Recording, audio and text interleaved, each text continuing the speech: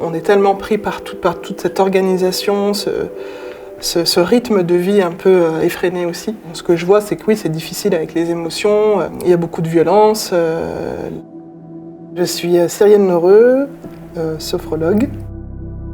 Déjà, dans le mot sophrologie, il y a 3 racines qui sont sos, phrène et logos.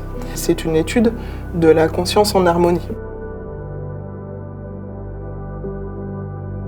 Ça a été tiré un petit peu de l'hypnose au départ. L'hypnose, on va plus être sur l'inconscient, alors que la sophrologie, on va se mettre un peu dans un état modifié dans notre conscience, qu'on appelle entre veille et sommeil, c'est-à-dire on n'est pas endormi, on n'est pas non plus éveillé avec les yeux ouverts, on est un peu entre deux.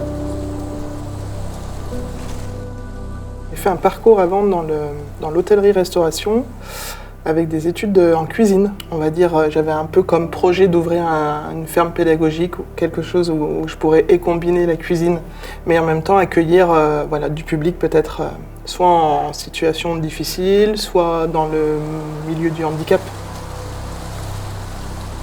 Quand j'étais en formation de moniteur éducateur, l'école avait proposé une semaine un peu de découverte avec différents projets et dedans il y avait une sophrologue qui nous avait fait une séance, qui était conteuse aussi également. Du coup, j'ai adoré la séance d'initiation qu'elle nous avait faite, parce que j'ai toujours été un peu comme ça, en recherche de moi-même aussi, à essayer de trouver du sens. Je me suis dit, je pense que la sophrologie va m'aider à en mettre et à en trouver.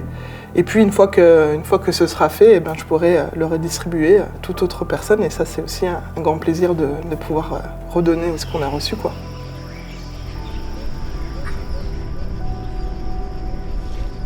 Il y a des séances collectives et puis il y a des séances individuelles. L'idée, c'est que on s'entraîne dans un petit groupe, donc souvent j'ai 5-6 personnes. Il y a un premier temps où je vais plus expliquer un petit peu ce qu'on va travailler pendant la séance. Je vais expliquer aussi les postures, par exemple, qu'on va faire. Il y a des mouvements en lien avec la respiration, je vais l'expliquer, je vais le montrer.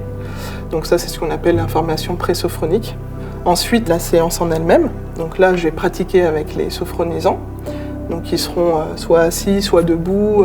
Je serai dans la même posture qu'eux. On aura les yeux fermés et c'est ma voix qui va guider les sophronisants dans la séance. Qu'elles puissent s'approprier la méthode pour ensuite être autonomes. Déjà petite, j'habitais dans un centre aéré, était vraiment à côté d'une structure qui accueillait des enfants autistes. J'ai toujours trouvé que les échanges, en tout cas la relation se faisait facilement, qu'il n'y avait pas besoin de beaucoup d'efforts pour se comprendre.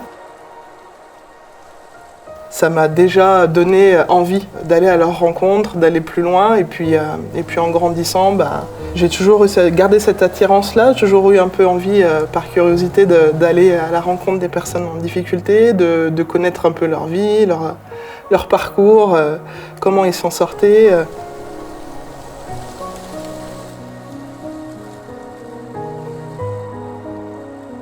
C'est important, je pense, de rester tourné vers le positif, de toujours croire de toujours y croire, de garder espoir. Parce qu'aujourd'hui, je trouve qu'on perd beaucoup d'espoir, ça nous assombrit.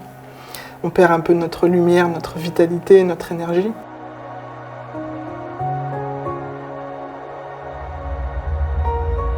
Je vois que les jeunes aujourd'hui, ils ont envie de voyager, d'aller à la rencontre, de partir à l'aventure, d'être libre. Je trouve que c'est chouette, parce qu'ils ont raison. Je pense qu'il faut profiter de la vie malgré tout, malgré toutes ces contraintes.